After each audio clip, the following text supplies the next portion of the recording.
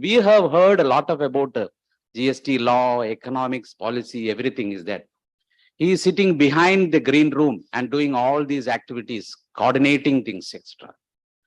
So after that, I think so, he got a PhD from IIT Delhi. And with 4 important papers he has submitted, I came to know through his mail. Now I think so, he is going to present his first paper. One small words are a lot of jargons you may be using in that models, that is structural equation modeling. All these things you have to give a small introduction also. We are some of them are familiar with that, but majority of them are not familiar with that. So please give some introduction about. And I am very much happy that he has conducted an opinion survey for 937 companies and come out with a result in this paper. So our students are also going to do some kind of opinion survey on general governance. Here is done on e-governance. With a small introduction, with the help of, with the coordination of my faculty members, with my respected director and PhD scholars, I welcome you to this August small team. Thank you, sir. I give the chairman, please take it. Good afternoon. You know that there are some people, once they speak, nothing much will be left to speak for others. Dr. Ramalingam belongs to that category. So he has already, set the background for this seminar. An introduction beyond any normal person's imagination has been done. So I was actually wondering what is my job, chairman, isn't it? Yeah, right, chair. But the point is that I think we are a very rare person here, in fact. GSTN is something on which we have been throwing a lot of stones at.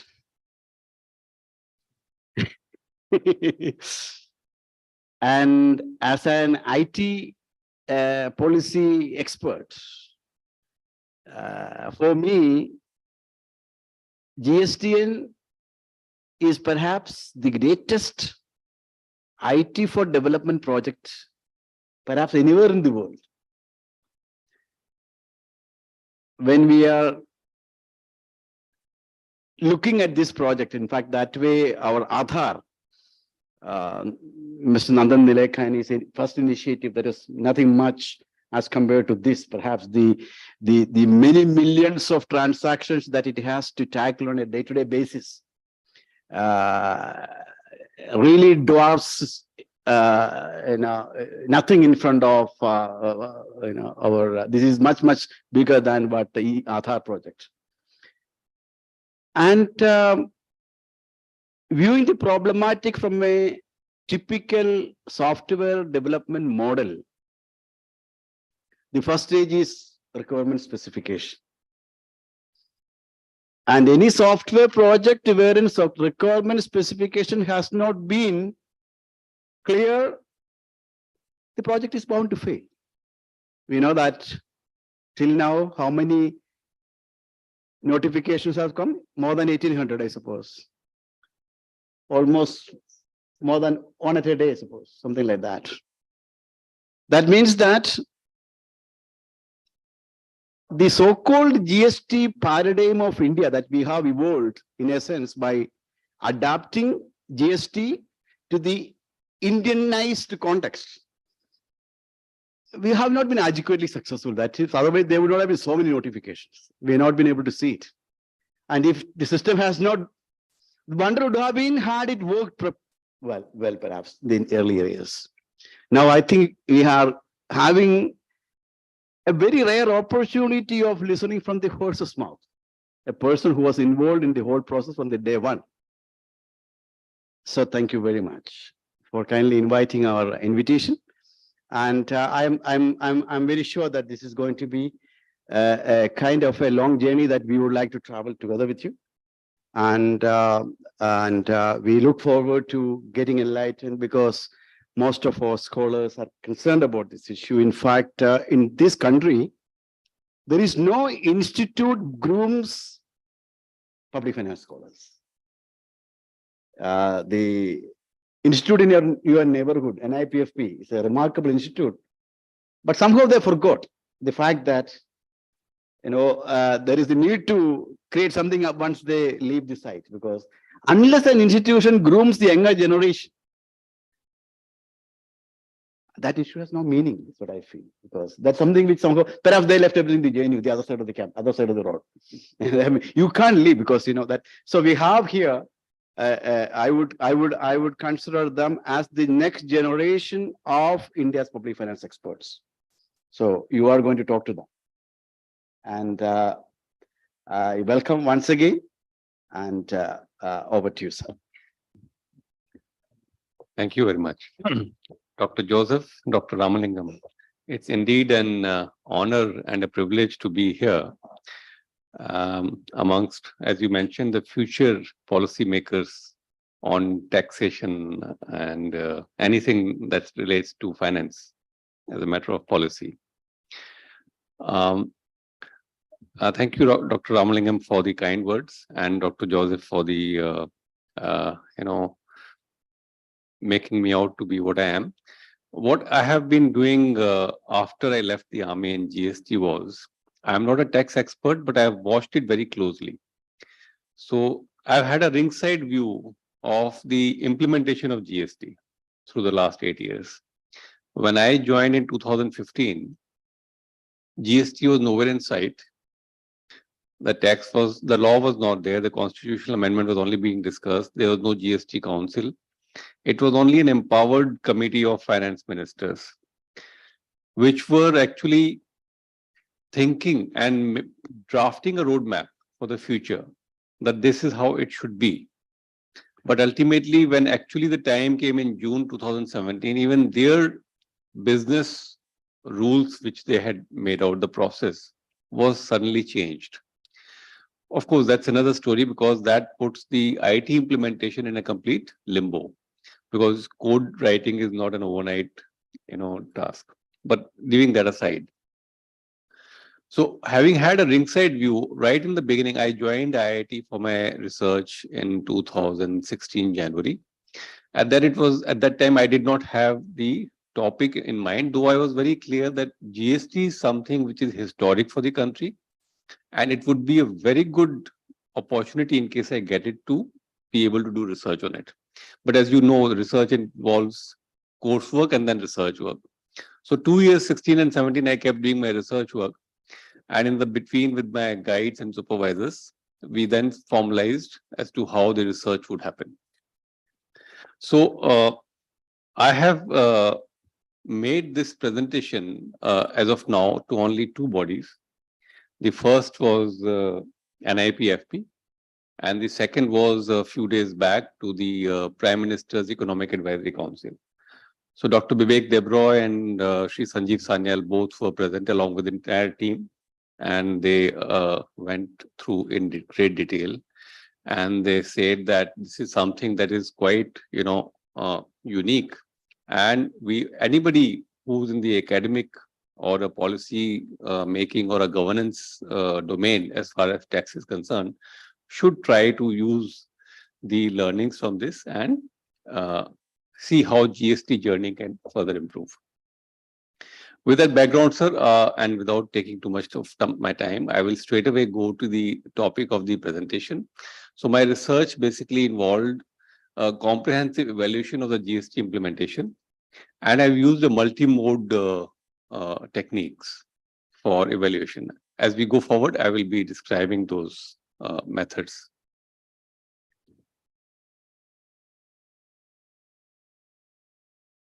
This way, right?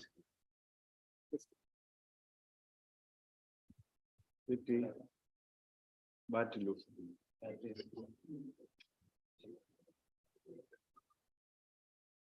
can change number. Activated. I'm an IT man. We know issues happen. You have put up with the GST portal for last 8 years, so it's okay. Glitches.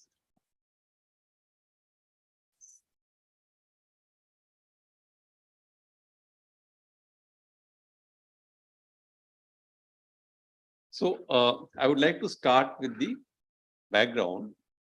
We all, I mean, you all are tax experts, so I will not dwell on this too much, but 160 countries plus have implemented GST.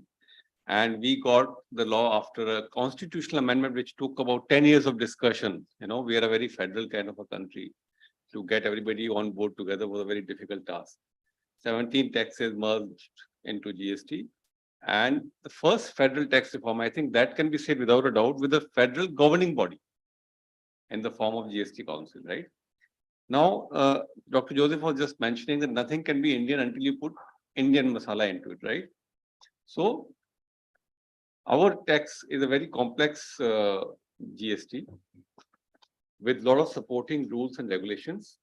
And in addition to the regulations, there were the notifications which were coming after the tax went live, right? Now, for an IT person, you understand, today my boss says, okay, you code this. Tomorrow he comes and says, sorry, you have to code this way. Now that means I have to go back into, but a code has, 10, 20 touch points. If I change one thing here, those 10, 20 touch points also get changed. And ultimately it's a regulatory thing.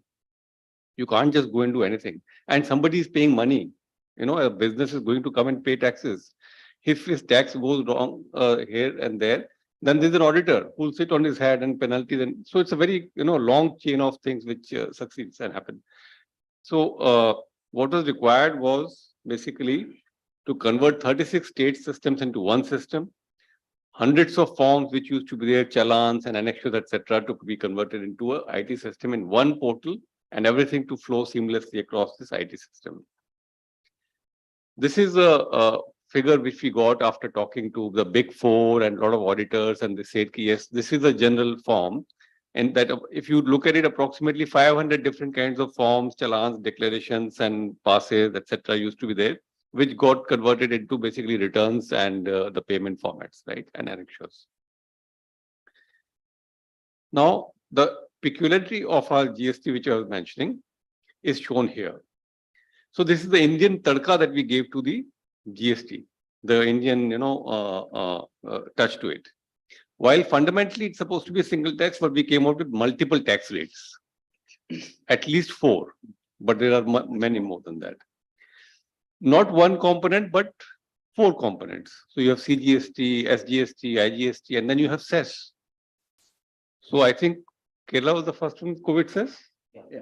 Yes. So a cess also has to be factored in, and not for across country, but one particular state. Flood cess, flood cess. Flood cess, sorry. Yes, flood cess. Now that cess is only limited to Kerala. Yeah. Now look at my IT system. From one tax, there are 4 tax rates. Components, now you come to cess also, one state only. So imagine how many things have to be juggled together, right? So World Bank also gave ratification to this same thing. On the left side is a graph which you see. It says that the number of GST rates, India falls in the top bracket with maximum tax rates. The right graph shows that we are also falling in the bracket of the highest tax rates. Now, highest tax rate, I mean the highest top bracket, right? So 28%, the sin tax which we call. Going forward, now another complication happened, which I took into account, that Malaysia also was in a similar form. They were discussing GST for years. They rolled it out before us, but within a short time, they had to get back. Now imagine India if it had to do that. We burnt our bridges, thankfully, so there was no going back. But anything can happen. Somebody might say, or states would have said, this is not working out too well, we want to go back. So keeping that in mind, it was very important to see how such a kind of a thing works. Now, Australia had to deal with GST issues for many, many years. And it is with this background that I thought we must study this implementation as a federal reform, because it can give us some learning from this. And the learning was that it was going to be a single e-governance system, which was going to be there for taxpayers also and tax officers also. And some system which never existed before. If you do a transformation, you can probably, move your house from 3 bedroom to you can try and make it, if on the ground floor, you can maybe add a room or increase the room size by breaking the wall. Here, nothing existed. A new system was going to be developed, which nobody knew about, but was supposed to do so many things. And hence the importance of studying that. Now, just a little bit of background. I'll go back a few years. Probably many of you would know it, that where was the foundation work laid for this GSTN and how it was to be implemented. So I'm coming to the implementation side now. So there was a group headed by Sri Nandan Nilikani. It was called as the Technology Advisory Group for Unique Projects, right? And it came out with a report in 2011, and it established a concept of national information utilities. Now, what were the NIUs supposed to do? They were supposed to implement complex projects. So in that report, there are 5 projects mentioned for which NIUs were supposed to be there. Goods and Services Tax, Tax Information Network, Expenditure Information Network, National Treasury Management Agency, and New Pension System. So out of these, I think GSTN was set up for GST, but I am yet to see whether any other SPV has been set for the remaining 4. Though there is a PFMS which is working under, but that works directly, and it is not a Section 8 company in any case. So if you look at the NIU concept, it was applied only to GST, and GSTN was the one which made it. So all the laws and rules were encoded into a single e-governance system for both taxpayers and tax officers as a unitary greenfield implementation. Now, this will try and give you a pictorial understanding of the complication of GST system. Look at the touch points. So if you go from top clockwise, you will find obviously the council is the governing body. They tap into us. Next is the 14.1 million, 1.4 crore taxpayers we have. Then comes CBIC, which is the apex body for indirect tax.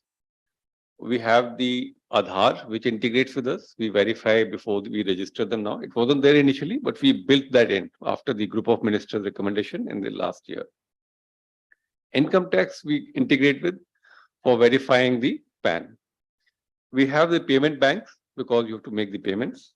We have the RBI to whom the entire payment flows from our portal because they are the ones who govern the entire indirect tax collection, right? We have the next 2 are tax return preparers and GSPs. They are supposed to be facilitators for taxpayers to enable them to, somebody is not very educated, he can't understand, but he has a business running, they file it for them. So that's a tax practitioner. And otherwise, GSPs have a direct API access to us. They push the returns through the APIs. We have the help desk which integrates with GST system to help them with their queries. Then we have obviously GSTN, which are is the owner of this, and all the states.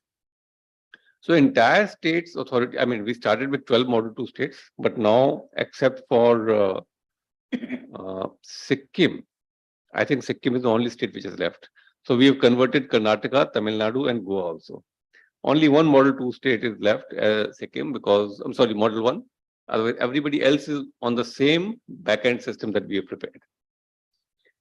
Now, with this complexity which you see, what I saw was in the run-up to the GST implementation itself, there were millions of tweets which were starting to happen on the Twitter platform.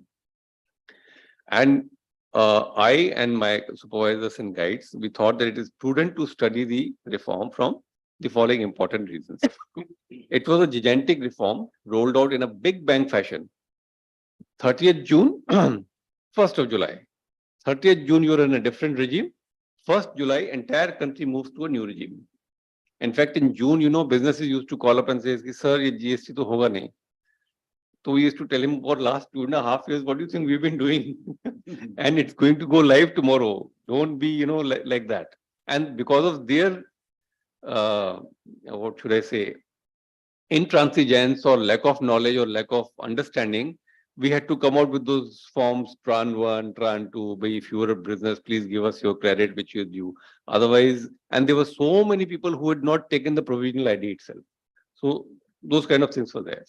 It was the first federal reform of its kind with the Federal Governance Council, extremely complex implementation of law into code, and the reform rode on a single e-governance information system both for taxpayers and officers. So our analysis has been, research has been a multimodal analysis using two major techniques, which I shall talk about. And the aim is that this study, results and analysis can help current administrations, governments, policy bodies like yours, NIPFP or the Economic Advisory Council to understand, suppose there's a new reform to be done, what are the learnings from this so that next one does not go through the same problems. It is always better to learn and then ensure that the same problems do not recur. So these are the two methodologies that have applied. The first was, since this was going to be a very complex and unique and very huge e-governance information system to be used by almost more than 1 crore taxpayers and also by thousands of tax officers, was it successful or not? Was it meeting the requirements which it was designed to do or not?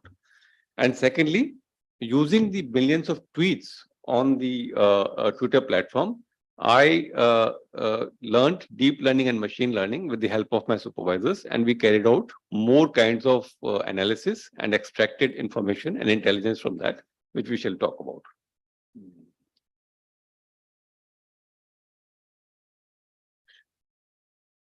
So for the first study about the information system assessment, that is the paper that I've shared with you. And there are 4 other papers, they are minor, so I'll rush through them. But the first one I'll describe in detail, which assesses whether the GST information system was successful or not. The data that I used for this was the survey results from actual businesses who were registered GSTians and who are using the GST system. So I got a response from 937 businesses, and that is what I've used for my study. So these are a few literature study references. And why I consider it important to show is that it is not that it's important, and it happens across the world where the academia and the policymakers have actually done these kinds of studies earlier also. So the first is the model. It describes what the model is, which I've used. The second bullet is the Digital India program, which people have talked about. And GST was a part of the entire digitization of Indian economy. And the first major reform towards that, TAGUP report, which I have described. The next paper is that policy intervention by governments has been done across the world where governments have the skin in the game to ensure a reform is successful. Then Indonesian tax system has also been studied and evaluated using the same model. A new concept which I have tried to study this is that there is a term which has been coined, techno stress. It has about 5 components. Whether the introduction of GST in the lives of businesses of India introduced any kind of a techno stress or not. So towards that, the objectives of our study were, firstly, assess the success and acceptance of the system, examine the interventions. Now, if there were problems in the system, was there any intervention by the government of any kind? And thirdly, due to the size and swiftness of implementation, because one day it was not there, one day it was there, did it cause any kind of a techno stress in the taxpayers? Now, from techno stress, I've taken 2 particular parameters. One is techno uncertainty and the other is techno overload. So I have modified the model, and I'll describe the model in detail as we go forward. I've added 4 new constructs to help my study and also bring about some additional inputs into creation of a new model. There were 15 hypotheses which were prepared with 35 variables. And this was the, and before I did this final survey, I also carried out a pilot survey, as is part of any survey that you do for any research work. I sent out the survey to 11,000 businesses, out of which 937 responded, which is about 8.51 score, 8.51 percentage. And the response basically sought from the taxpayer was on a 5-point Likert scale, which you can mathematically treat and analyze in any statistical using a tool, right? So the results have been published in that paper, which I have just seen. Now, this study was conducted for about 6 months because you understand, you tell somebody, I've sent you a form, please fill it. It required a lot of, persistence and perseverance from my side to keep sending them again and again and request reminders to send them across India. And without any particular focus on any domain or industry or state or center or anybody. It was just a random list which I took out from the number of registrants we had. And every 11th business, nothing. From a long list, the sampling method I used was random sampling. Okay, so this is the Dillon and McLean model. So in case anybody wants to study any information system from a success point of view and wants to evaluate it, this is the global model which is used. So it's a 6 construct model as a basic one, which has 3 constructs on the left side, which define the parameters of system quality, information quality, and service quality. The first model, which came out in 1992, had only 2, system quality and information quality. In the modification which came in 2002 by Dillon and McLean, he added service quality also, because that's also important for any information system to survive. Now, in case these 3 parameters are met, it is only then that a user will be able to use a system and be satisfied with it. If there are any parameters which do not meet his requirements, either system quality is not good, or the information is not of quality, or the system keeps going down, it's not available, you will find that it will not be able to positively correlate with the use and user satisfaction. Now, once anybody uses an IT system, he expects certain efficiency and effectiveness to come in his particular enterprise. Even when you are at home, instead of writing letters today, you write mails. Why? Because mail is assured to be delivered. It is supposed to be delivered well before any letter by post reaches, right? That is the efficiency coming from an IT system or information system. Similarly, for any system, it has to give you net benefits. So these constructs ultimately lead to perceived net benefits. It's a standard model. Now, what I added to this was, as can be seen in the 4 new constructs. Now, why did I add them? At the top, you see the government policy intervention. So like Dr. Joseph just mentioned, that till today, there have been 1,800 notifications issued. Now, at the time that I was doing the analysis and the research, from July 17 till about September 2019, when I closed this, there were 535 policy notifications already issued by CBIC. So what I wanted to evaluate was, were those policy interventions by the government intended to make it successful or to derail the whole implementation? It could be either way. If these notification you're issuing is not supporting the cause, it could go the other way direction also. Now, was that notification going to affect the system implementation, or was it meant to with a different intention? Secondly, because these notifications are very frequent, were they causing any uncertainty in the minds of taxpayers? And also, was it leading to any overload on the taxpayers? These 4 new constructs I added, and I superimposed on the basic Dillon model as shown here. So the total size of the model became from 6 constructs to 10 constructs. With this model, I went ahead and I sent out a survey questionnaire which comprised of the following questions, which are 35 in number. So since the presentation is here, maybe you can go through it in detail, but just for an example, the first construct is system quality. So it tries to assess from the taxpayer by these 5-point Likert scale questions. For example, GST system is responsive and fast. Now, either you will respond with 1 or 5 or somewhere in between. If you come to information quality, the GST system provides complete information. If you look at service quality, when I have a problem, GST system support service shows a sincere interest in solving it.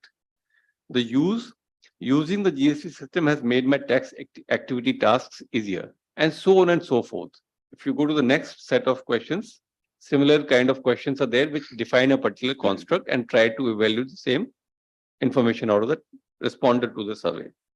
And the other 4 new constructs also which I added are also mentioned there with respective questions. Now, with this in mind, This shows the demography of the response that I obtained.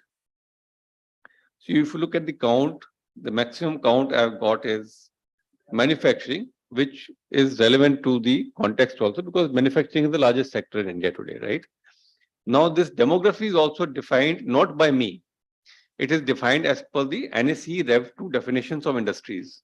So I have not put anything that came to my mind, like, let's say, for example, a vegetable industry or horticulture or anything like that. These are all defined by a world standard, which is their NSE Rev 2 definitions. And all these were categorized into that. The next number of responses were from other service activities. And then 128 from the auto repair motor vehicles. And then there's financial and insurance services, information communication. So the reviewers of the paper saw that it is an adequate representation of any survey. And that's how the acceptance then followed to the next level. These are the hypotheses. Total of 15 hypotheses, out of which there were 7 which were because of the modified model that I had made. And those 7 new hypotheses are highlighted in yellow. I had used 2 tools. One was SPSS, IBM SPSS, and the IBM AMOS. So this shows the CFA measurement model using the IBM AMOS.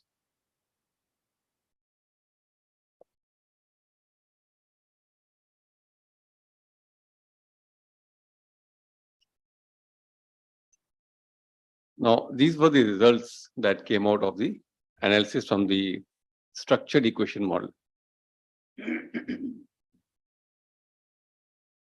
So this is, of course, the diagram. I will bring it into a table format so that it can be better understood here.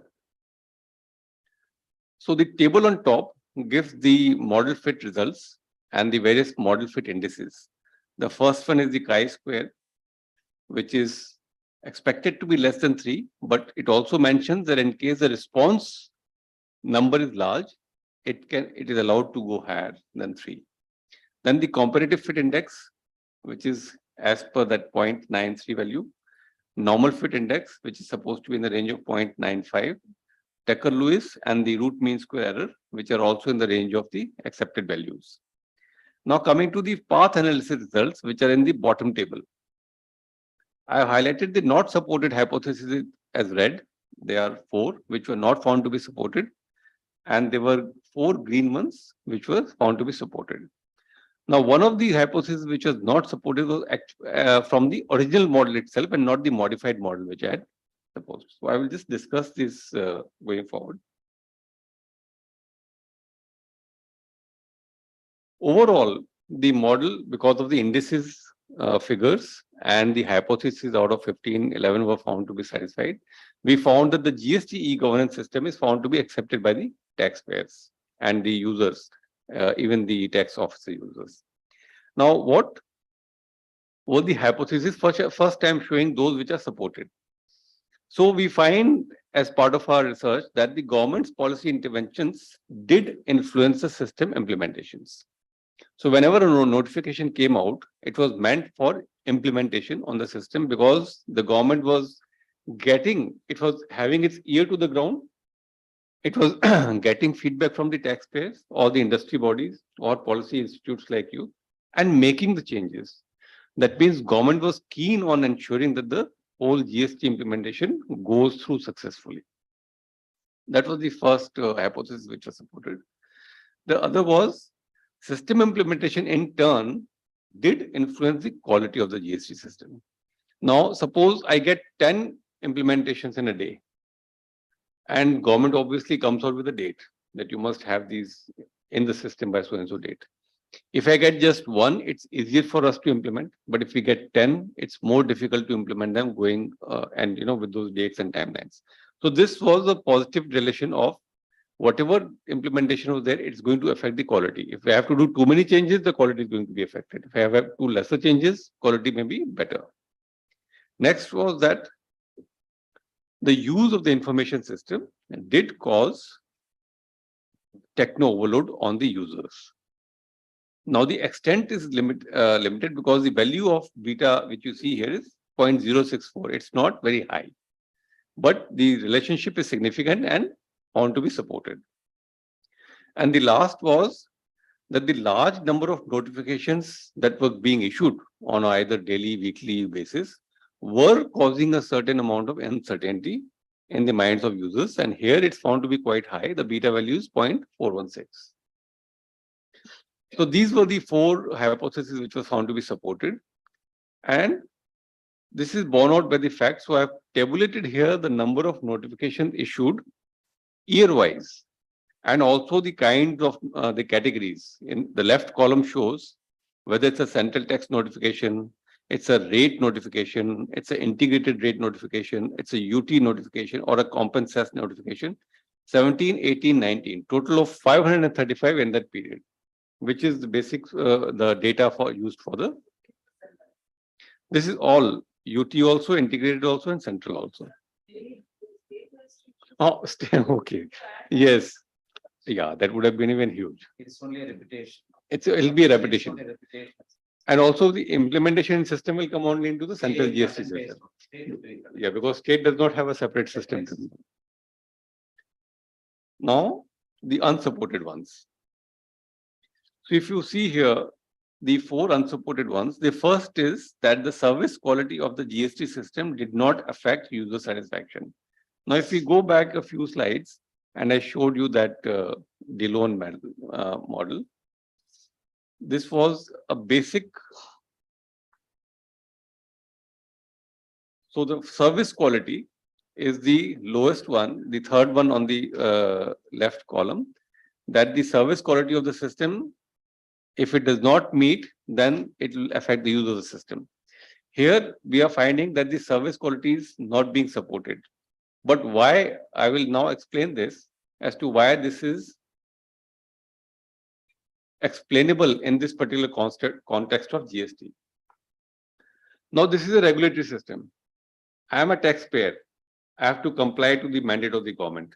I cannot choose to not go into the system. Like I'm an income taxpayer. If I pay income tax on July 31st, if I don't pay, I am subject to liability. So whether the system works or not, I'll keep sitting throughout the night and try to fill in my return and form. Irrespective of whether that quality is there or not, whether our data is correct or not, or somebody responds to me in the help desk or not, it's my duty, because ultimately law will catch me and not anybody else. I can't say, system was not working. So this particular construct which is not being supported, or hypothesis, is explained by the fact that it being a regulatory system, this hypothesis which is not supported is explainable. Now, the other three new hypotheses which I proposed do not find support. The first is GST system did not cause a techno overload on the users. So I explained this through the fact that nowadays we have 10 types of applications or apps on our mobile. If a 11th gets added, we don't feel that much of a issue, because we are very now comfortable with handling IT systems and multiple IT applications. So this did not cause a techno overload on the users. And this overload did not significantly affect the benefits that are supposed to accrue by use of IT system. And lastly, even though there was an uncertainty caused in the minds of taxpayers, however, it did not influence the use of the GST system. So the three hypotheses of the were not found to be supported, the new ones. This is the final model which with the hypotheses which are explained and which are not explained. Now, as far as discussions are concerned, so what we can do see here is, in a summary, that the GST system implementation and in turn the system quality was assessed to be positively influenced by the government in the period of the research that has been carried out. The service quality was found to have the least influence on the use of a system because of its regulatory mandate, and the techno stress part was only partially validated. So there was a certain influence of the government in causing techno uncertainty, but and it is explainable by the number of notifications which were issued. But techno overload did not find support.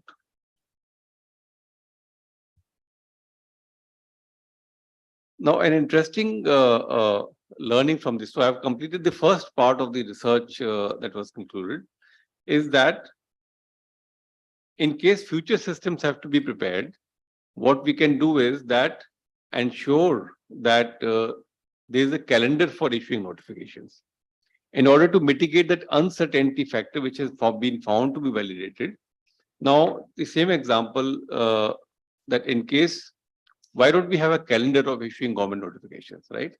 So the government can say, okay, every week on Friday or every week on Wednesday or some particular date, I will come out with a set of instructions. So everybody is prepared. Most importantly, the GSTN. Look, on Friday, we are going to get some changes. So be prepared. We'll have our teams ready to understand that and maybe implement that in a week or 10 days. Here it was that some week you will have no notification and some week you have so many notifications coming, which causes a problem for ultimately the taxpayers also, because they are the ones who have to actually comply with it. So this was one great learning we have got.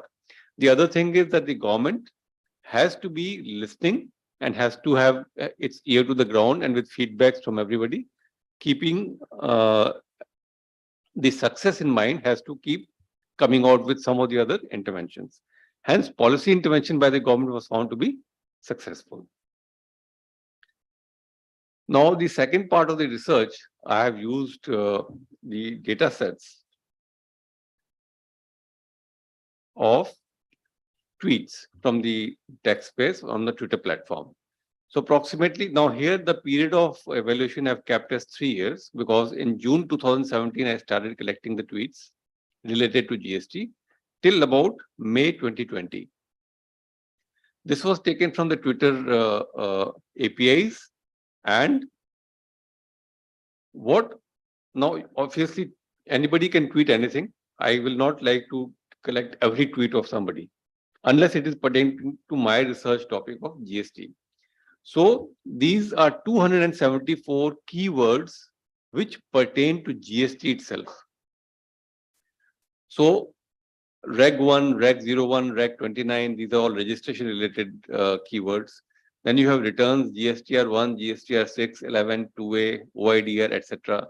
Transition was Tran 1, 02, Tran 2. Then there was input credit forms, ITC 01424, payment, NEFT, RTGS, electronic cash ledger, refund, RFD 01, RFD 05, audit, services, whether it's assessment related or tax or a fraud related or e-way bill or ease of doing business, which was very prominently being discussed at the time.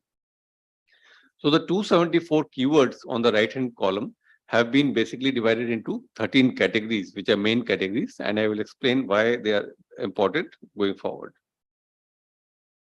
So there were 3 main studies I have done on this. Not going into too many technical details, basically we used neural networks, which are deep learning methods, convolutional neural networks, long short-term memory networks, and bidirectional LSTM networks. So we have to do write Python programs and go into assessing how the text of the tweet is taken and processed. And these are showing basically the accuracy results. Now, what is important here is that the accuracy that has been achieved is about, training accuracy is about 95%, which is very high. So what I used to do was I used to take 1 quarter's data, previous data, and train it to assess on the test data of the next quarter. So always you'll find that testing accuracy will be lower than the training accuracy. So training accuracy has maintained a consistent trend of about 95%, and the test accuracy has consistently gone up to finally come up to about 93%. Now, this is where the interesting part comes. Using those neural networks, I used attention weight as a factor.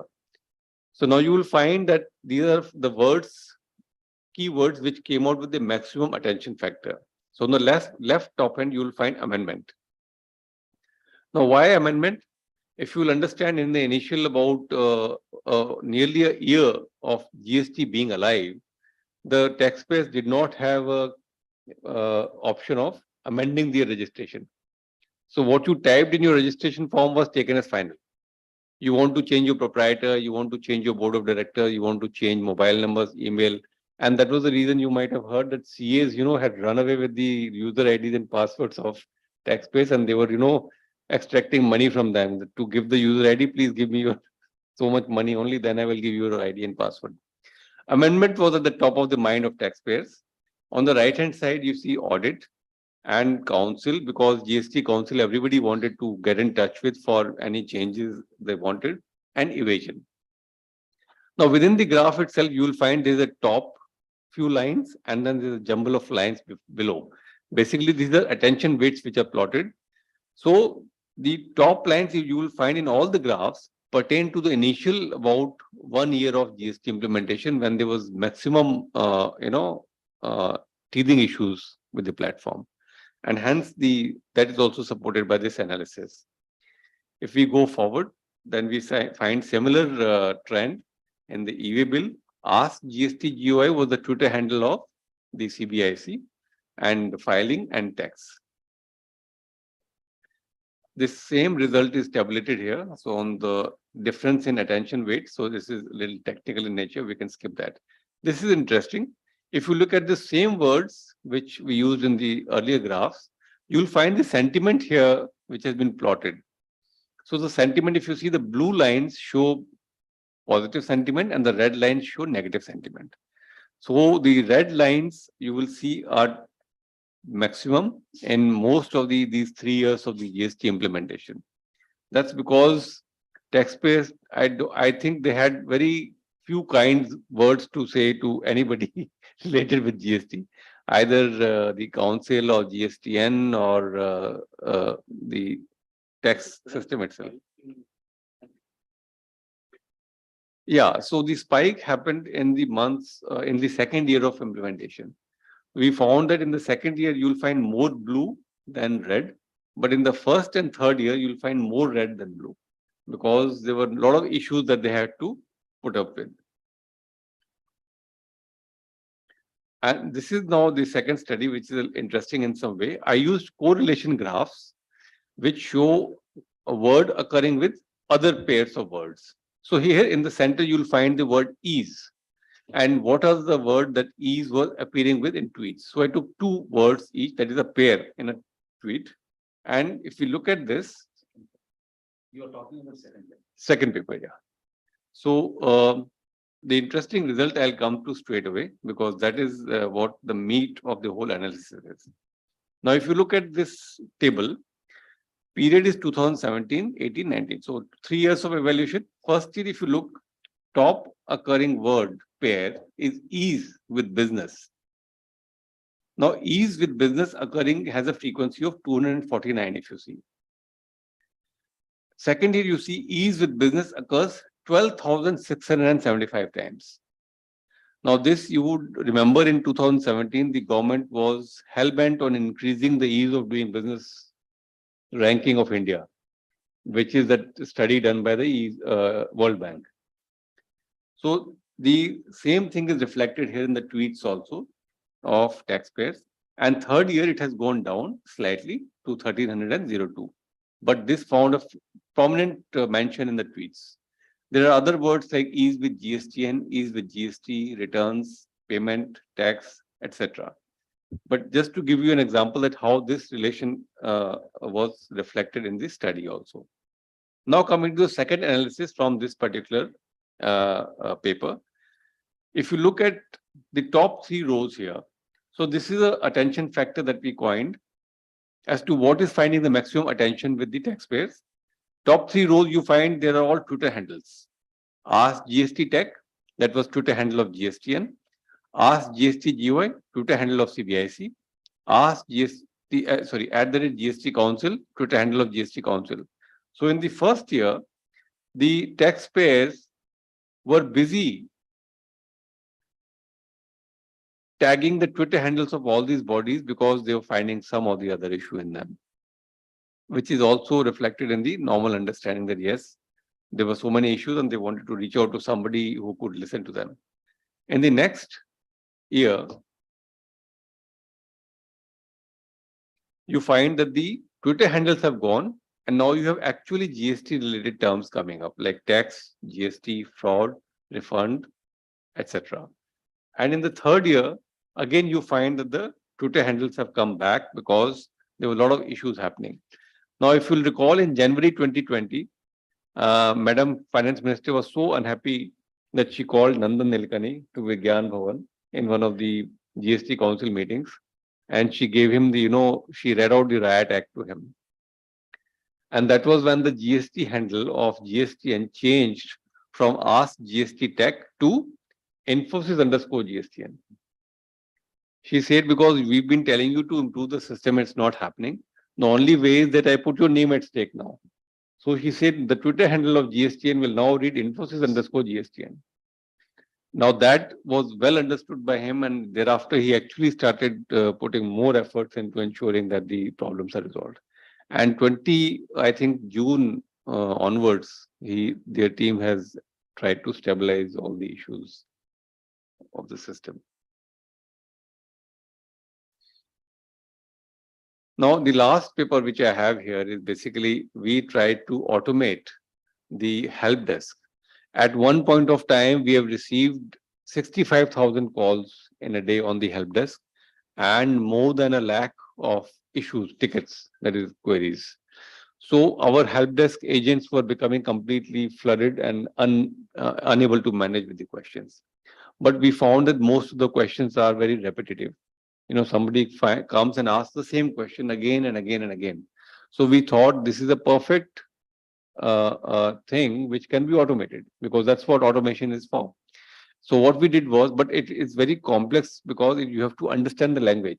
If I ask a question or he asks a question, the language is going to be different, even though the context and meaning will remain same, which is very much possible to be done by natural language processing.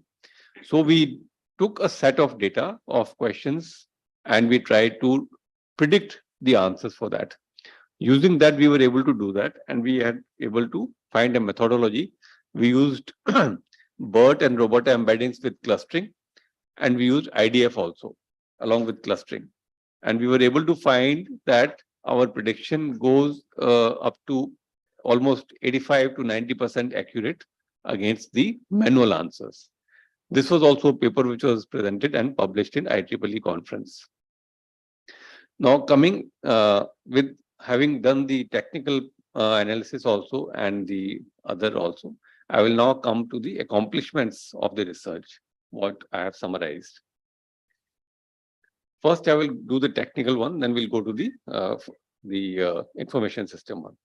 The variation of the attention weights over the 3-year period for key terms has helped us to identify what was topmost in the mind of taxpayers. So using machine learning, we've been able to identify what terms were there. And what I've presented in graphs is just a few 8 terms, but otherwise I have a whole list which can be used by GSTN as well as the CBIC to see that these were the top areas of concern at that time, and do they need to be further understood and resolved for going forward. The second is that these were the same words which were adding. In case you can address them, the sentiment will turn positive. Because of these issues, it was leading to an overall negative sentiment for GST, CBIC, the government, etc. In case you can tackle these, you will be able to turn the sentiment to a positive form. Next was that we have been able to rank categories, that when somebody is in dire straits, or the taxpayers, what does he do when he goes onto Twitter? So the attention factor has told us that he either tags the top decision making bodies or the top policy making bodies, or they try and flood the Twitter with their problems so that at least somebody can listen to them. Next is that we have been able to identify the relationships between words. For example, the ease of doing business, which I said. If you look at pairs of words, it has been able to be seen that the relationship also has been able, we can be identified. And last was that we have been able to prepare and provide a model of QA, automating the question answer system of the GST system. Now coming to the earlier part of the research and what are the learnings that we have taken. So the modified research model helps to validate that successful execution of complex technology-based reforms of the government can be helped by government's policy intervention. That was one outcome. Then in case you need to roll out a reform and you put an IT system at the center of it, we have a model to evaluate that now. So the model which I have created can be applied to similar initiatives in the future, and at some point of time in study, it can be evaluated whether this has been successful or not. And going forward, I mean, in the Digital India program, we have so many digital initiatives which are being planned or taken by the government. It can be applied to any one of those. And the learnings can be taken before you actually go out and start rolling them. The second is that the positive outcome of policy interventions has been established, which the government has undertaken. And we have a framework and model which can be used for assessing and evaluating the transformative reforms. And this study and research, it has meaningful implications both for theory as well as practice.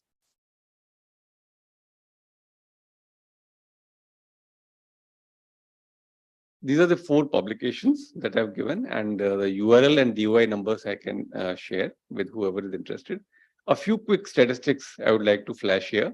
So this is on our GSTN website, which we publish every fortnight.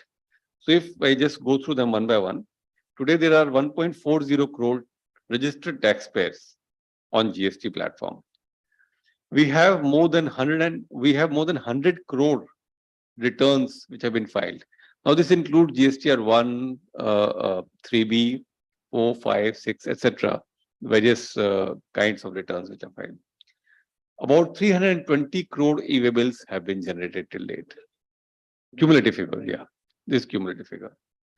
1,580 crore invoices as part of the returns have been filed with us.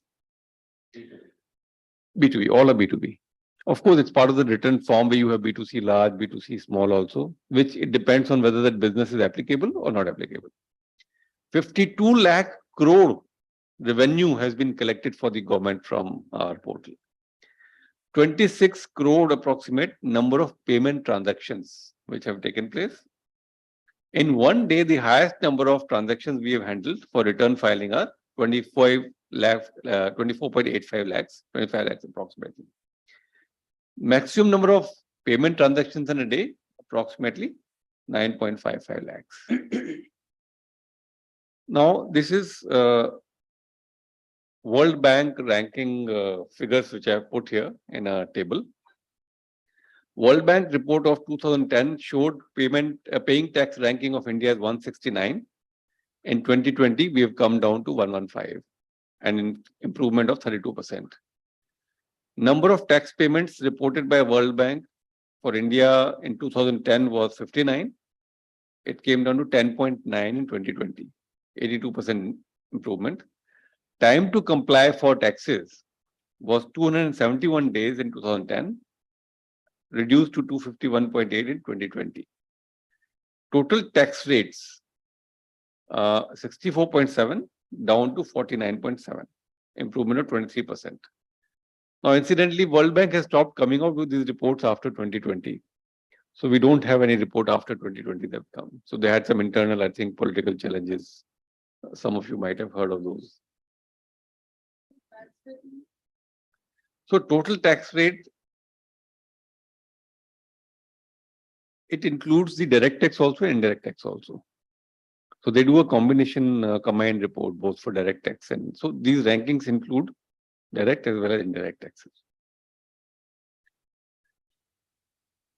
49.7, I think, is well understood. That is the standard. I mean, we are a very highly taxed people. 49 is too high. But is 23 in between? That's the improvement. 49.7, yeah, over 64.7. 49 is still high then. Am I right? I don't know. Anyway, it's okay. Doesn't matter. But I mean, It's not your number. it's more, yeah, it's not. somebody's number, But if you look at it, you pay income tax also. Then you go in.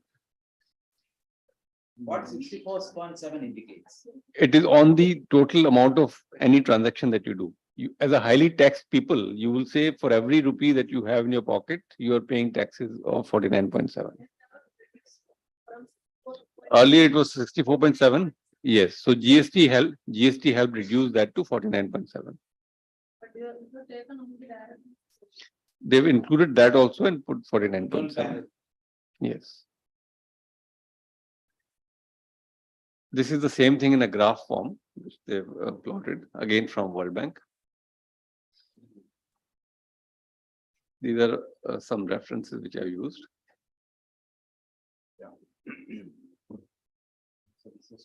I think you deserve a good, maybe another round of applause also will not be more. Thank you very much. So how many supervisors? 3 supervisors. I had supervisors were 2 for my research. Professor Arpankar helped me in a number of places. So I always acknowledge his help also. Okay, I think it was, as I rightly said, I mean, as I said in the beginning, we got an excellent opportunity to hear from someone who has seen the whole process from the ringside. And after the long innings in army, a researcher coming out, a policy actor coming up. I mean, these are all many grounds on which Dr. Pankaj Dixit needs to be complimented. And I really appreciated the perseverance with which this problematic has been seen from his perspective. And because every scholar has to have I would say, a paradigm, a framework. This is your framework in which you wanted to subject the whole process into some kind of analysis. So before opening the floor for questions, I would like one question. What are the caveats?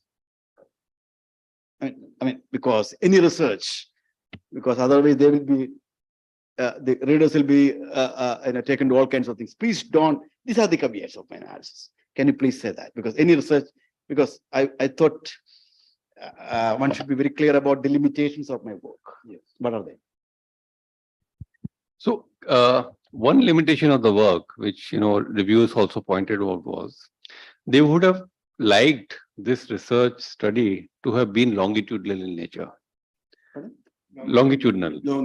Right. So they said, why can't you present to us what your system was prior to 2017? And this observation came out in 2 successive reviews. They were not allowing the paper to pass. Right. So I explained it to them that prior to 2017, the India's indirect tax scenario was so different from what it is today that there is no possibility, at least I do not have the capability, to go back in time and try to get that data and then try and present it to you as a comparative to what I've done today. Because there were 36 states, there was center, taxes were different. There was no single IT system where you can get the data. Even if you go to 20 websites or of center and other 36 websites into multiplied by number of taxes of the states, that research would continue for years till cows come home, and whether you will be able to get the data. And lastly, will it be meaningful and result worthy or not? So I explained to them this is a cross-sectional study at a point in time, and I have done it to the best of my ability. So they said, okay, as a part of a subsequent study, maybe that can be built on, and that's how they rested the case. Yes. So I think that is one of the most important things, and I'm sure why you have such a good body of students here. They could probably do a similar kind of a study at a later point in time. Like I was saying, in 2020 itself, after FM Madam's diktat to Infosys, things are much better. The sentiment which was showing so hugely red at in 2020 would be much better now. Plus, more parameters can be added, and research can provide more insights. So that was a very major caveat. Okay. I think for comments, suggestions, questions, clarifications, so on. Yeah. You want to start with the students? No, that is when no, that general practice is not here. Now the seniors start. Okay, you will listen because they will start here because they are the experts here. Then we will get a chance. Normally I start the students. Sir, in your portal statistics, very interesting statistics, but always you exclude the IGST on imports, where that figure reflects. Excludes IGST, okay, fine. Where it reflects, or what is the difficulty in revealing that IGST on imports? Because system conceive all the data. Yeah, so I think you all will understand better. Today also, our indirect tax is not completely unified because there's one person still standing out from it, and that is the customs. And customs is running its own portal today, right? That ICE gate. So the IGST portion comprises of that, and it is controlled by the RBI. Because that leads to a distribution on to the states and center depending on some policy of 15th Finance Commission. And that figure, so what we do is whatever is within our purview, we publish it fully. Something which is from customs or something which is in somebody else's purview, we have no lien on that, and how will we, be able to publish it? There will a lot of questions to you. But I think to begin with, let's start with this thing. Then first part will be about the then the general questions. Okay.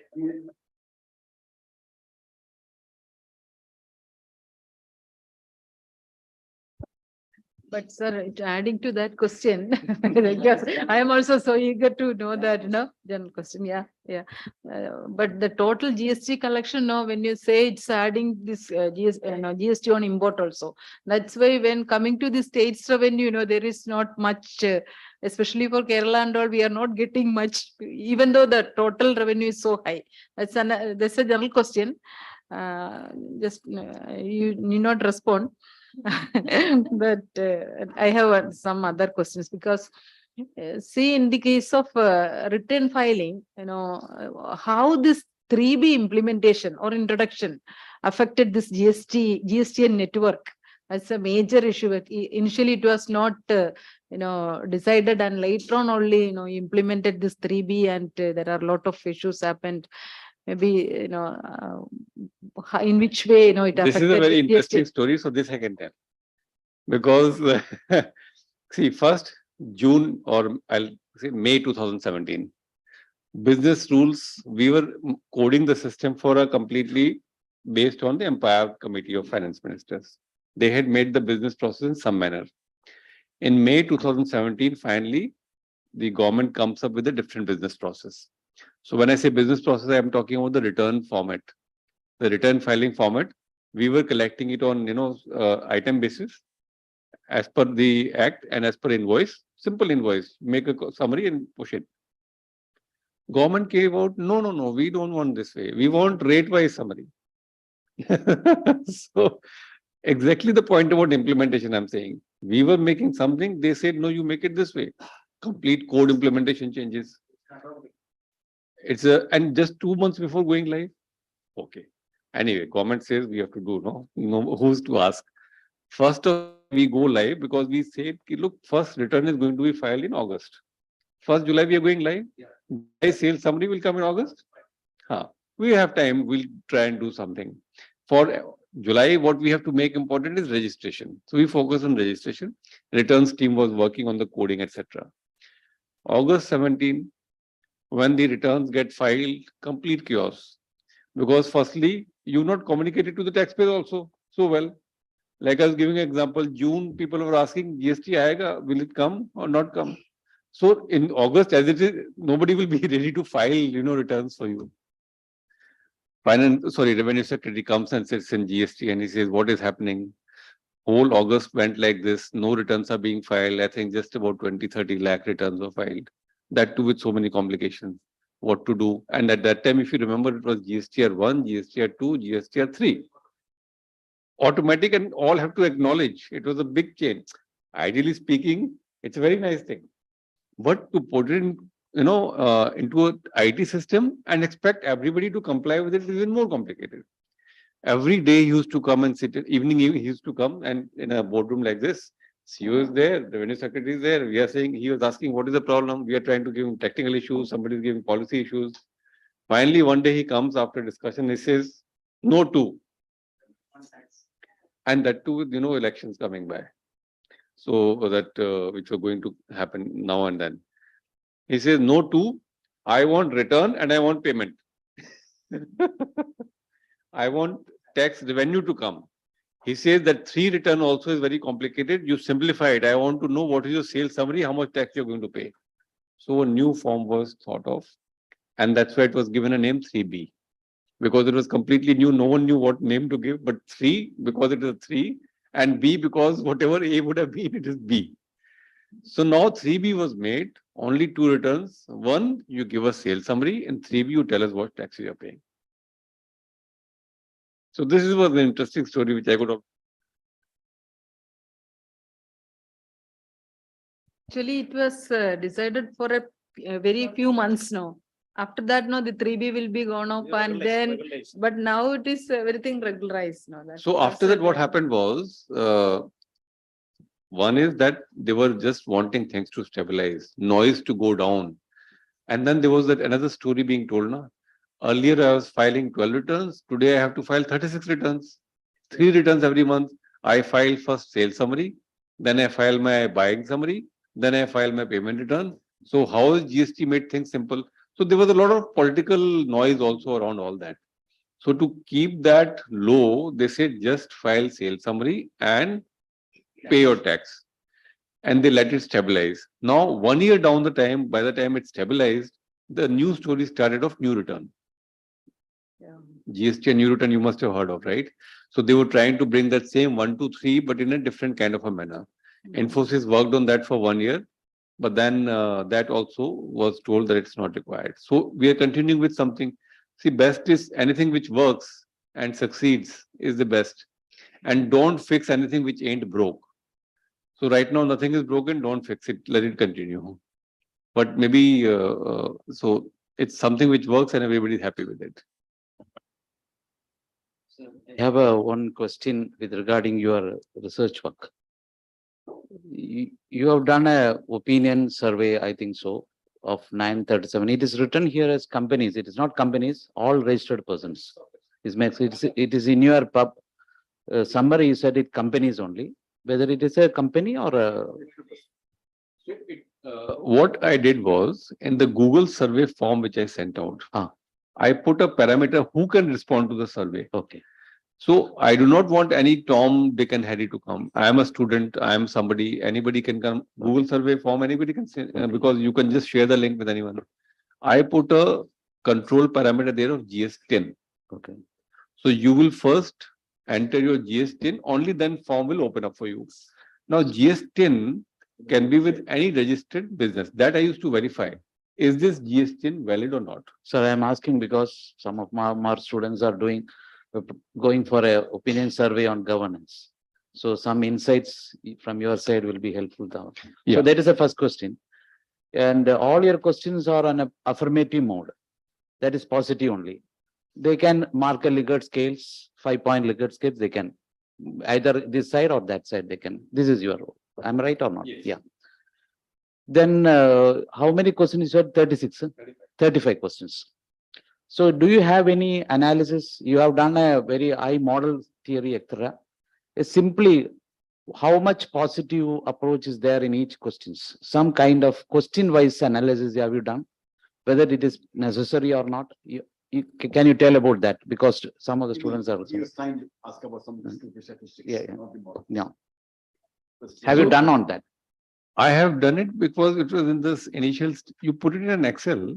If you simply do a average, you will come to know. Yeah, yeah. So IBM SPS No, will is give there you any another results you are coming out of that? Any result? Nothing. No, because question would be analytically speaking. You being an insider, perhaps you would have burned your hands with the complexities in terms of multiple rates, etc. Made your life, your sleepless nights to you.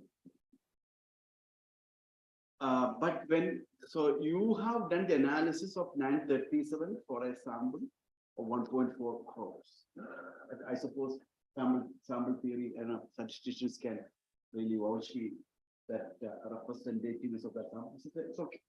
But the size is really small as I thought, particularly because the heterogeneity, for example, I would be much more keen in terms of answering the question as to who is it?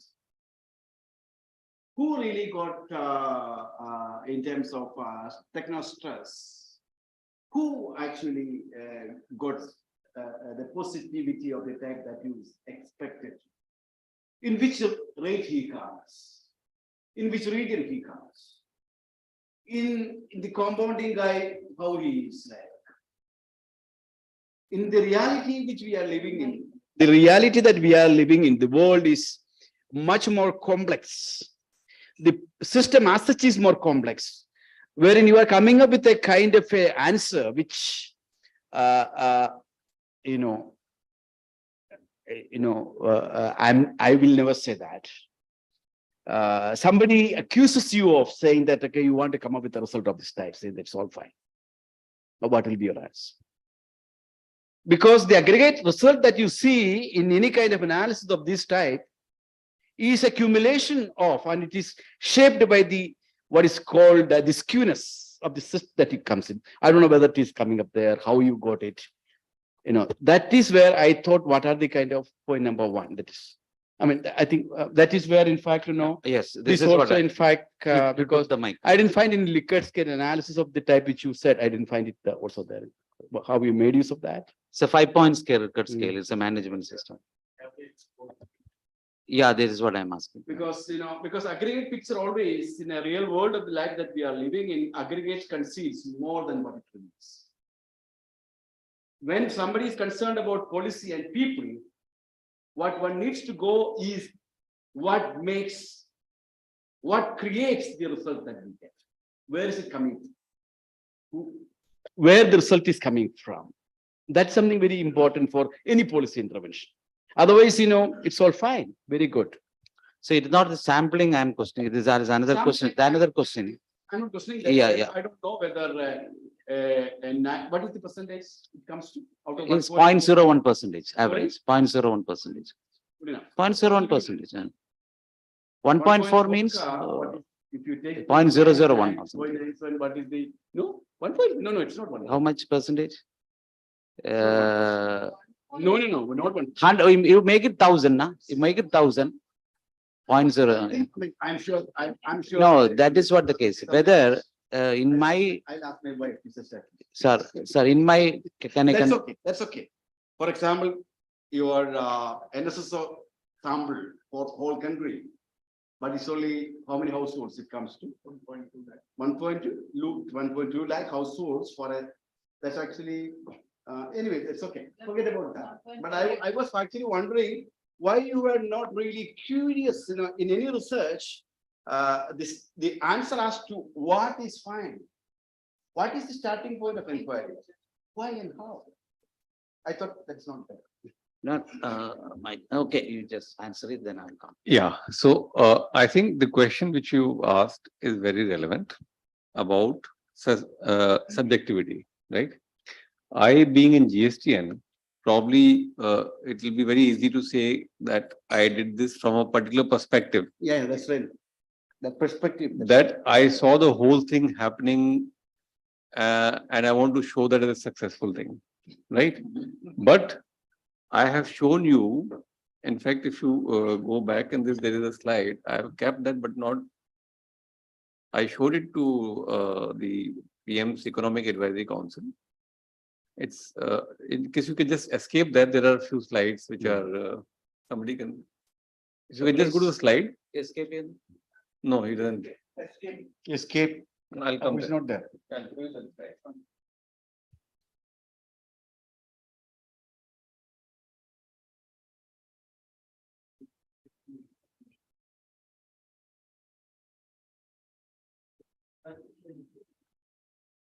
ഞാൻ കുറച്ച് questions ഇവർക്ക് വേണ്ടി അങ്ങനെ ഒന്ന് വാങ്ങിക്കാൻ വിചാരിച്ചു. Sir There are two things. One is, after that, we'll ask general question. So there's a lot to learn from. that's what I Right. Tomorrow, if you are free, can have a general interaction on general thing. Also, there's a lot to learn. So if you look at this slide, Yeah. it's full of red. Yeah. So this is the sentiment which has come out. This But is you- Twitter. This is the Twitter stuff. Twitter sentiment. Yeah, that's. Now, But see- I'm asking about the other thing. Yeah, but Because this- in the other thing, you have got I'm- system, information, service, 3 component, Huh. wherein, that is a kind of iteration that gives to user usefulness, perceived benefit. Hmm. It's a kind of a cumulative thing that you kind of, the interactive system that you estimate. Hmm.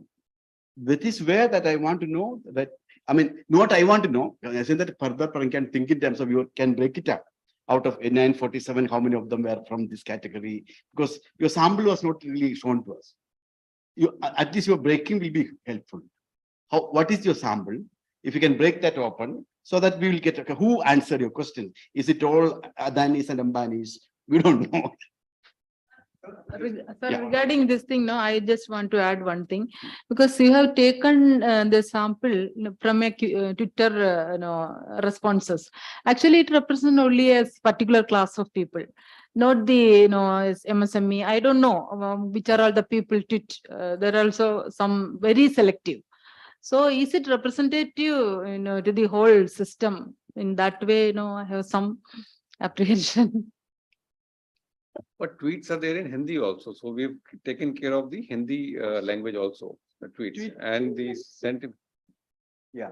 But see, today to start a research, you You will have start to, somewhere. you will have to start somewhere, no? That's- If you wait for ideal data No, no, or it will- ideal kind of thing, or if you want the whole set of data, you can keep carrying out research for years and years. That's right. To come out with, No, I think- No, the point is, this is fine. I mean, because Twitter, see, for example, if we have another colleague, he does this kind of scraping data, and our Anu was here, Yes. he does very nice, you see her away. This is approach. That approach has got its own limits and plus and minus. yeah, and I wanted to acknowledge your point about subjectivity, which I mentioned. So I have done it from a perspective of information system assessment, right? yeah. I could have taken it from policy side or tax side. Now, if you look at today's, most of the sentiment, whenever the council meeting is going to happen, you will find Twitter getting flooded with questions about rates. Because there are thousands of businesses who want rates to be fixed for a particular commodity or a particular item in some manner, or something like a syntax, or something like any auto sector, they want tax in some form. So in case you want to go into a domain specific kind of activity and research, you can go for that also. I have taken it from the perspective of information system. There was a readily available model. I have modified that model and tried to assess it from a government and the stress perspective also. Now, each of these, none of the responses, so 937 is what I'm saying as I have accepted. There were more than 1,000 responses, but you have to do the data cleaning. If any question has not been answered, I have deleted that. Then there are outliers. Then there are people whose GST was not valid. They all had to be excluded from the research, because how do you know he's a valid business? Like I was saying, somebody else can come and fill that form. It is questionable because it will not be accepted for the research. These kind of cleaning, after doing that only, I've got the 937 responses. Now, in case the data is looked at, why the questions have been formed in this way, because my supervisor suggested to ensure that the relationship is articulated and the outcome comes out very clearly, you have the sentence framed in a certain manner. If you want a negative response, you can reframe the English in that particular manner, because the response which you want will come out accordingly that way. So having a negative kind of a connotation to sentence or a positive is basically what the research guides can also suggest. Yeah. He mentioned in this manner, we did a pilot survey. Pilot survey showed the reliability as accepted, and we went ahead then.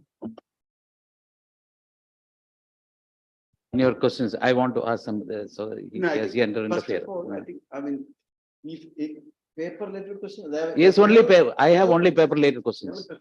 Paper Paper related questions only I have, because it is rather than me, some of my students will be benefited. That is the reason why I'm asking. In your questions, nearly you have asked 36 questions. Any questions regarding the returns? Because the final interface with GST and with the taxpayer is a return only. How, to what extent then GSTR 9 they are complying with? Is there any questions on GSTR?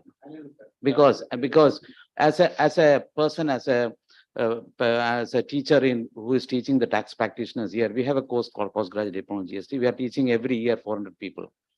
Now you know that December is the time, 31st is the last date for the GSTR 9. Hundreds of training programs are going on how to comply with the GSTR 9. You know that there is input, that is that tag number 6, 7, and 8. You may be knowing about the GSTR 9, complicated one. And I am doing research in order to explain these things.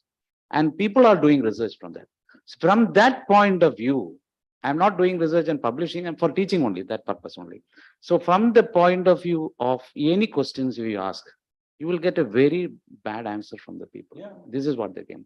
So how far your questions favored your GST and networking? That is a one question. I don't only statements I'm asking. This is I am asking him to do that. Second thing is that this is something you can relate with the topic. That is the intervention. That is the matching principle of GSTR 1, 2, and 3.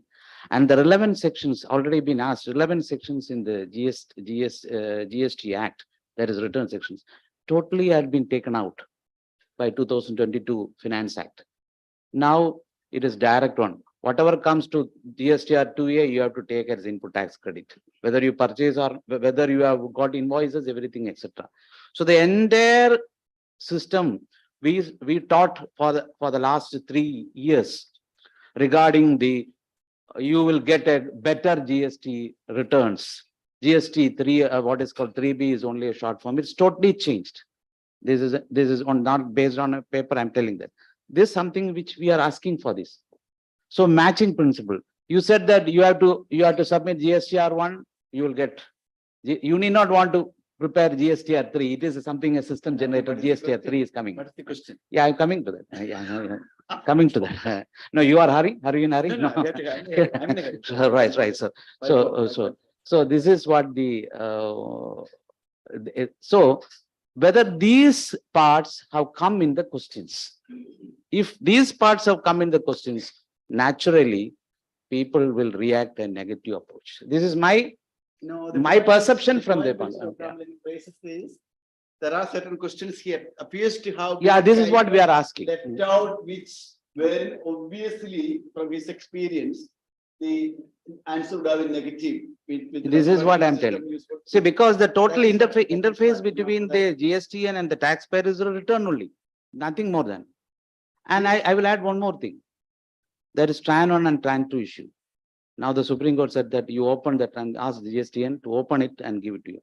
Now a group of taxpayers are going to Supreme Court. If TAN 1 and TAN 2 happen, why can't you open the entire return and give to me? Because we have lost our input tax credit.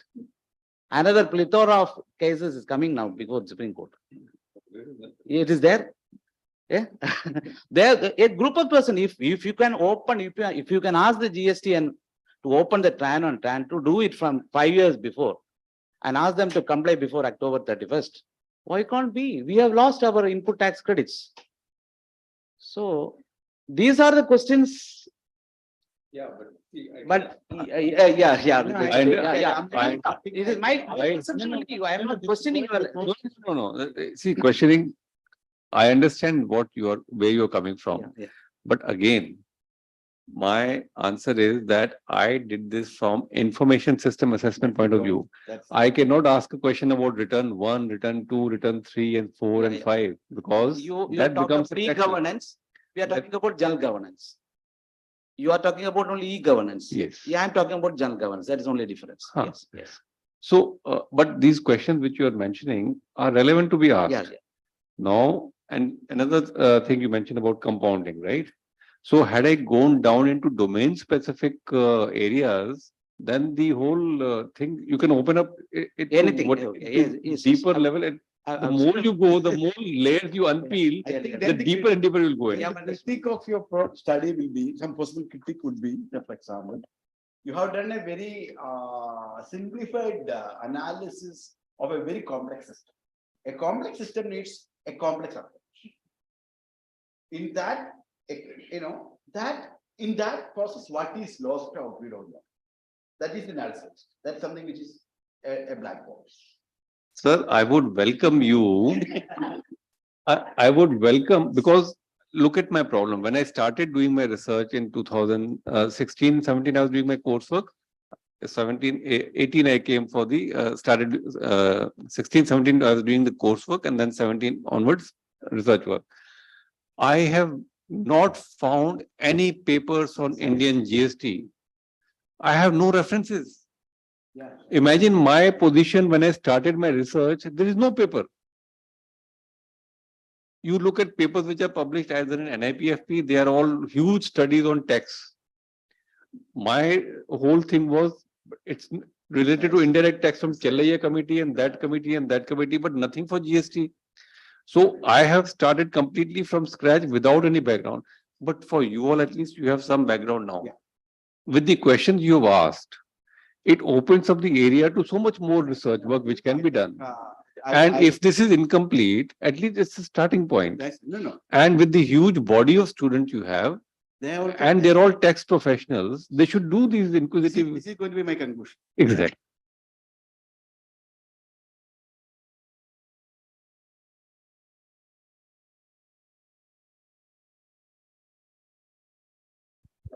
Our students know how we behave. This is, from your stories for the students. What are you? You will got a chance of, okay. Annual report, right? So thank you for a very interesting presentation. I have a few clarificatory questions. One is, so among the questions that you asked, did you ask about the awareness of the new system? Out of 36 questions, does it fit into your framework of the question about awareness? How aware are they about the new GST system? One. I'll just summarize the question, maybe we can. Then the second question is more at a conceptual level. You have developed 15 hypotheses in your first paper.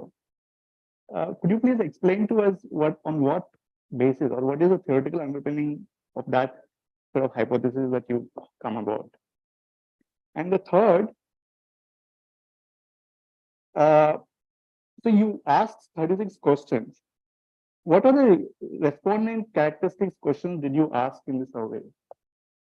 Did you include any respondent characteristics, like, yeah, okay. So if you were asked, then we can discuss what could have been perhaps done.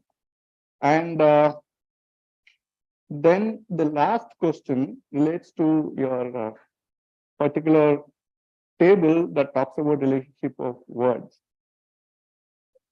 Okay, now what does it imply for policy? We saw that it has actually very high correlation with ease of business and so on. So how do we interpret that as far as policy is concerned? What does it mean for policy implication? Sort of few other questions, but we'll take it later, because the director said about the annual report, so we are all concerned about it. Okay. So the first was on the awareness, right? Whether I asked any question on the awareness of the system, right?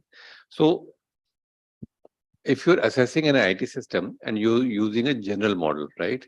I don't have to know specifically about that system, because ultimately that system is supposed to serve the needs of any user.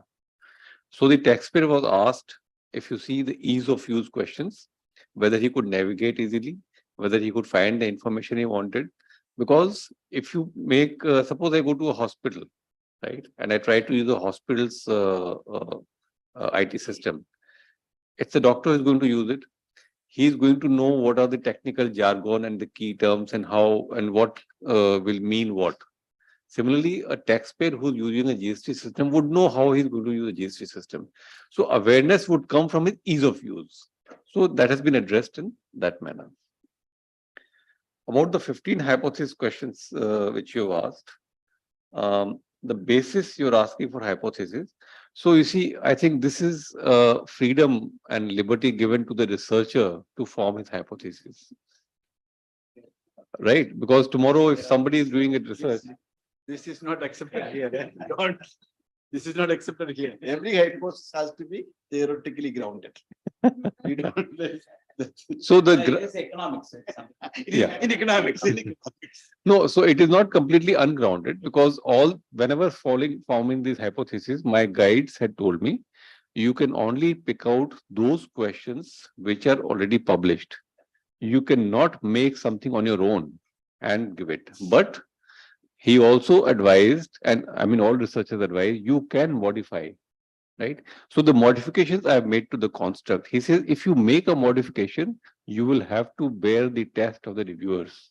It is possible that your paper may not get published, or it is possible that in your defense of your thesis, it may not be accepted. So that is the risk you have to take. And I took that risk of making new constructs, modifying a model, running through the reviews of publishing it in an international paper, and it's been accepted. So I think this is the basic groundwork that you have to do for any research. And hence the basis of my hypothesis I based on my guides and whatever literature I've used as references, it's all referenced, whatever I've used, and whatever is new has been proposed, but through some related study. It may not be exactly as in some paper, but at least some guidance is there for that. Respondent profile I have not taken because it would have made the survey very complicated. And I can tell you how difficult it was for me to get responses from taxpayers. It is not easy. And in any research, what I've seen, so many research papers, I mean, hundreds and hundreds I've read, responses to surveys do not exceed 200. 300 is a very good survey you get out of whatever models you are surveying. It is quite good for an online. And the aspect that Dr. Joseph mentioned earlier, that is it a right percentage from the overall population of taxpayers, that constantly bore on my at the back of my mind, I have to get as many responses as possible. So I waited. That's why I waited 6 months to be able to make it to cross 1,000. I was hoping I'll be able to make more than 1,000 responses, but after cleaning and removing the errored out ones, I could only get 937. So that was, I have not captured the respondent profile. Last is the relationship of key terms with and policy. So see, tweets are there in millions. If I don't firstly filter out based on this, I'll have a huge amount of data to process. That is one. Now, what is the gleaning or learning from you get from this is that I have got huge amount of keywords. Now, if there are 274, but which was prominently in the minds of taxpayers, I've been able to get that from my research. So when you do the analysis using the Python and the deep learning models, you are able to get, if you want, you can take out the top 5, you can take out the top 10, top 20, whatever you want. Now you can give these to policymakers. You give that back to the CBIC. Look, these were the top 10 issues in the minds of taxpayers. Can you please change it? But policymakers have to be open to such challenges. I'm only a researcher, and you as policy think tank, you will understand that huge gap which lies between actually policy makers, that means the government, and the policy advocates that you are. I felt the same kind of gap when I went to NIPFP. Yeah, sure. Because they feel, the government doesn't listen to us, and government feels we don't want to listen to them. But academically, nobody can do without the other. Because I'm sure when the GST was being made, you and they were all a very prominent part of that whole formulation of the law. So that's the relationship I've got from there.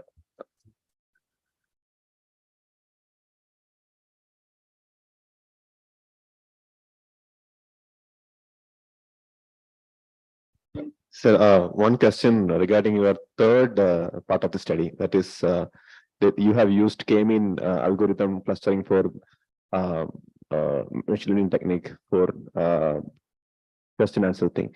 So what are the set of inputs and set of outputs you have used to arrive this conclusion?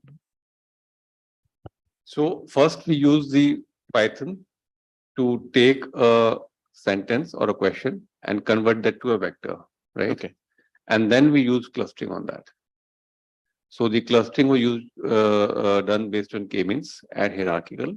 Okay. And even in those we used multiple. I used k-means for 100, 200, 300. I've only shown 200 here because that was the best result I got. K-means and hierarchical we used as to the best this thing. But the question was not taken as such. It was converted to a vector and then only clustering was done.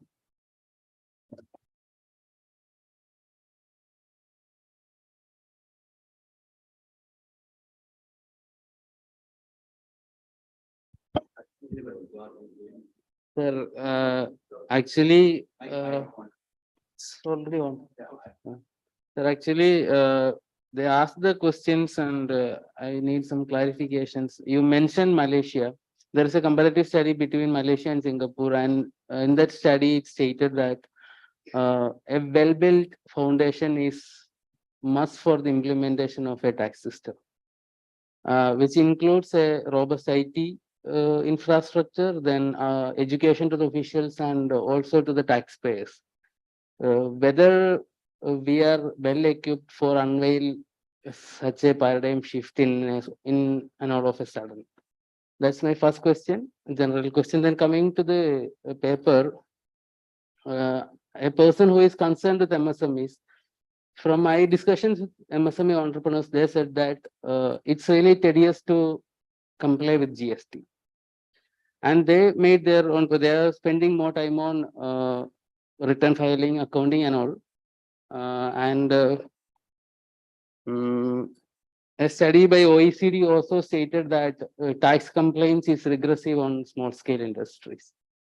So from your study, I got an idea that it's somewhat successful. The implementation is somewhat successful. And whether I don't know whether that 937 respondents, whether they are these MSME entrepreneurs, which they comprises the large part of the taxpayers in terms of numbers. In terms of numbers, they are they are the large part. Whether I don't know whether they are always saying that they didn't get enough time to eat and concentrate on their own business.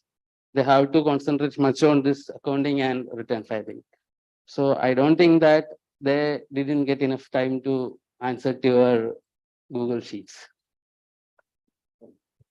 So as far as training is concerned, I think Dr. Joseph mentioned also in the initial part, you were a big part of the training campaign, which we started way back in 2015 itself, when 4 states, 10 onwards. yeah, 10 onwards, right? As long as when 10 was introduced. So I came only in 15, but in 15 itself, the first session of training we did here only in Trivandrum. And as far as even after that, before we went live, training we did for about 50,000 tax officers. One huge training session we had in Chennai, where we trained the master trainers who went out and trained for their own tax officers. The training portal came up well before the real portal, and the training system was made available to everybody. So see, these kind of things government is good at, and knowing what steps must come before. So training was done, and education, as much as we could make videos and all, we put that out.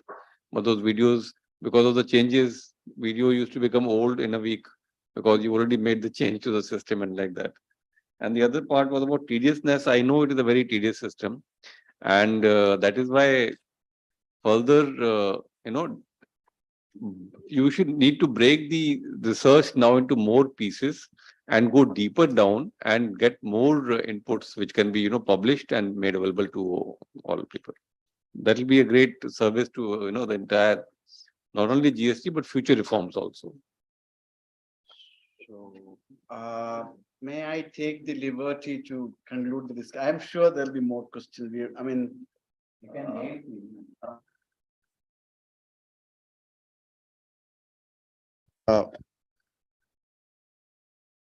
the time being in-room discussion. You are okay.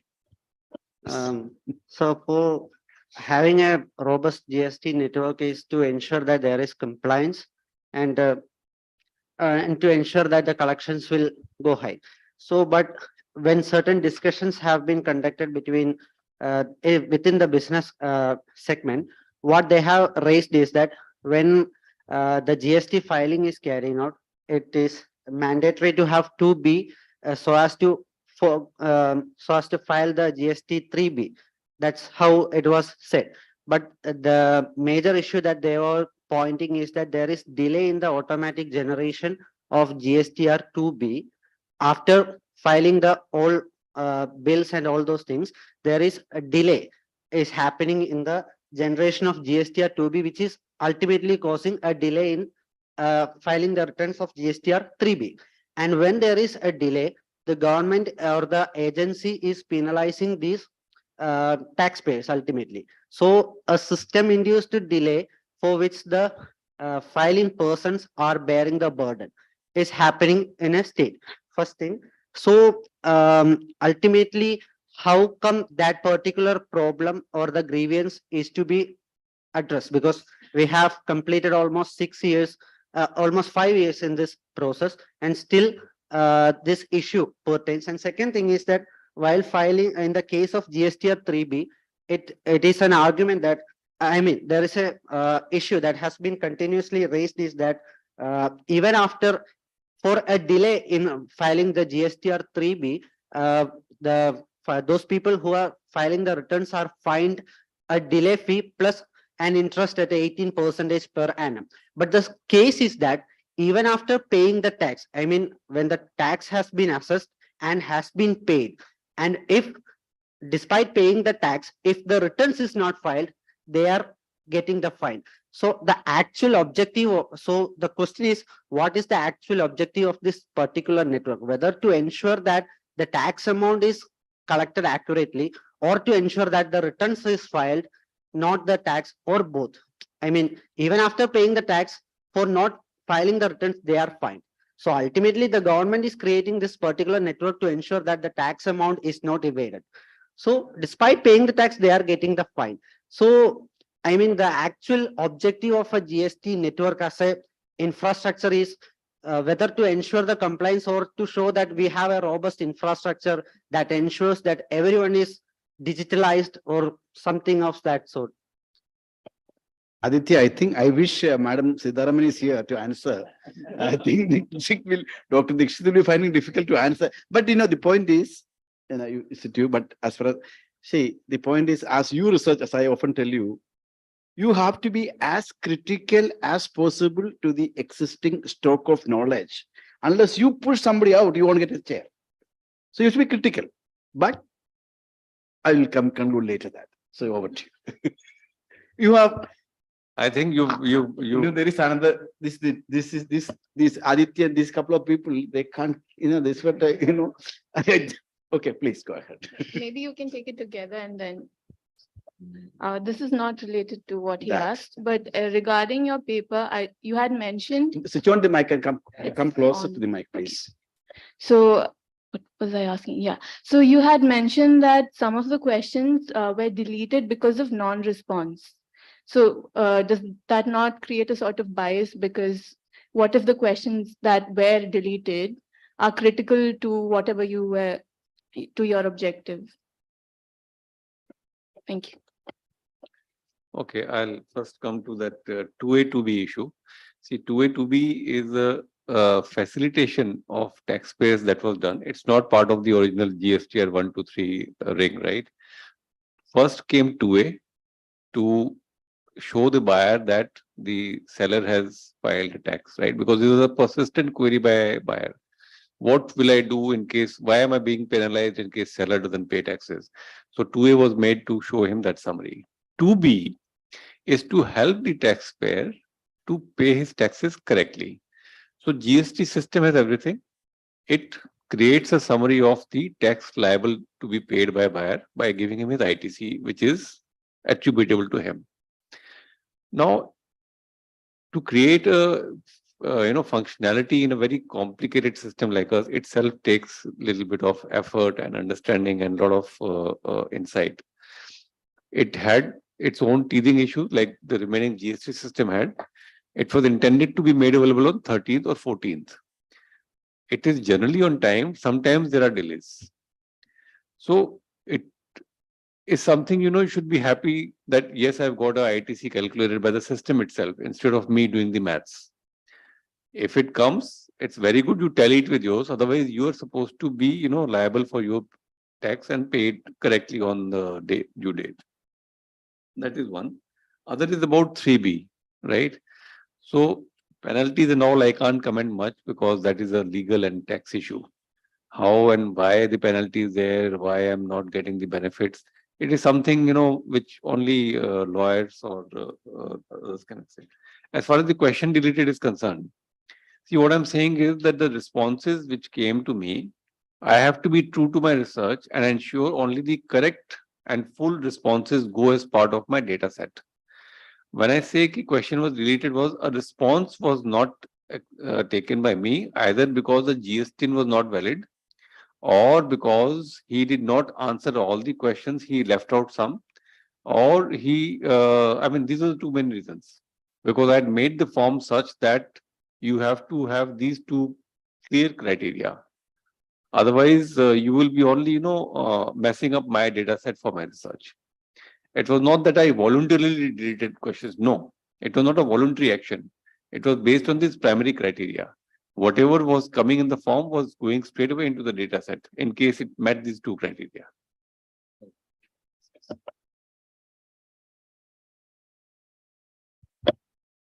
I just wanted to say that this is a pioneering work. See, fact of the case is this is a institutional, technological innovation of the highest possible complexity implemented in a developing country. Of course, we have the hat of IT superpower from the South. Yes. Yeah. But then I think we must take pride in what we have been able to accomplish with all the limitations. But the particular perspective of Dr. Dikshit has been to see the problem from a particular perspective. Within that, it's a pioneering work that deserves quite a lot of appreciation. That we understand that, in an area of this type, you have, also I think you had done it during the pandemic time, I suppose, if I remember correctly. Yes. Yeah. So great appreciation for that, and we fully appreciate and we thank you for coming. But from this kind of a small group, ours is a very close group. We are not talking to ministers. We are not going to talking to someone who is going to write your CR. We are a forum. Our job, we are paid by society every day to create new insight. And the kind of world we living in is not one wherein the solutions are there in some big man and you take and leave it. No, it's not. And we have to be as critical as possible so that that critical mind is very important. And discourse is very important and interaction is very important for learning. And difference is very important again, but that differences should be with respect. Differ with respect. Discourse to learn. That is our here. But then, I tell my students, you have to be critical. You have to be thoroughly critical to me, including me. Yeah. But then don't forget, Adam Smith. Have you heard about Adam Smith? Adam Smith, have you heard of you? I'm sure. The most very old man. There is another old man who is slightly younger to him by his publication for 45 years. Frederick List, a German economist. And he was actually concerned about how to make a developing country rich. That's our concern. At that time, which was Germany. He wanted to make Germany rich. And he made an interesting statement in his book, what is called The National System of Political Economy, the most thorough critique of Adam Smith. He said, every generation is rich only to the extent to which you can draw from your predecessors. So you should be respectful for anyone. You can be critical, but you must respect and appreciate, because you can only peep through somebody else's shoulder. So thank you very much for giving this opportunity. And I remember Alexa, Professor Y.K. Alak, who was the Vice Chancellor of JNU and also Planning Commission member and State Minister of State. I remember him when I went to his office as a PhD scholar. He told me that, Joseph, I can only offer you coffee and cashew now. Office, Planning Commission office. So as a mark of our appreciation as an immediate, I'll give you another piece of cake and another piece of cake for my discussion. Welcome person. So I am very, Oh, this is what oh, sorry. This is tangible. This is the tangible. It's a real theoretical what is coming. I'll just, in case you allow me, sir, I'm very thankful to you for granting me this opportunity and very promptly hosting me. And it's a great pleasure coming back here for the second time and interacting with the intellectual gathering that we have here. I just wanted to also tell you, sir, that, and we all feel that in this room, India is on a tremendous journey.